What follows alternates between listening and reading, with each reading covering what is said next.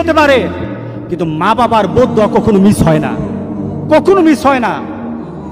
আর সন্তান মা বাবার জন্য যখন দোয়া করে, পৃথিবীর কোনো হুজুর, পৃথিবীর কোনো বুজুর্গ ব্যক্তির দোয়া কবুলের ব্যাপারে সন্দেহ থাকতে পারে, কিন্তু সন্তান যখন মা বাবার জন্য দোয়া করে, এই দোয়া আল্লাহ ফেলে দেয় না। সুবহানাল্লাহ। কারণ মা বাবার এই দোয়াটা শিক্ষা দিয়েছেন স্বয়ং আল্লাহ সুবহানাহু ওয়া তাআলা, রব্বির হামহুমা কামা রব্বায়ানি সাগীরা।